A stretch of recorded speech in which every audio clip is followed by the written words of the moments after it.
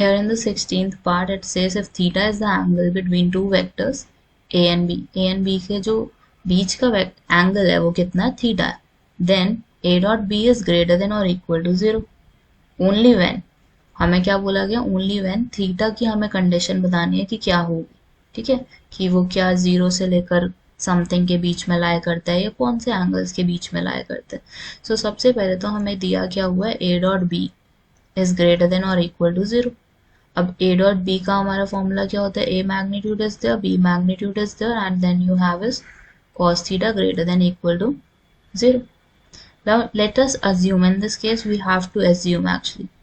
उस केस में क्या होगा, हमारा assumption के केस में क्या होगा, that a magnitude is not equal to 0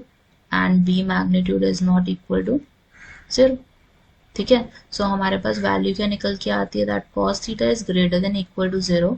over a magnitude over b magnitude, ठीक है। So from this equation we can understand that cos theta is equal to or greater than 0। So here what we can understand कि cos theta की जो value है वो 0 से बड़ी है और या तो हो सकता है 0 हो। अब हमें पता है कि हमारे पास क्वाड्रेंट्स बनते हैं 4, यहाँ पे हमारे सारे पॉजिटिव होते हैं, all are positive in the first quadrant. Second quadrant में ओनली वी नो है साइन इज पॉजिटिव, tan हमारा थर्ड में होता है positive and then we have is cos as positive, ठीक है। तो cos हमारा यहाँ पे क्या हो सकता है, it can be between 0 and pi by 2, so the value would be approximately 0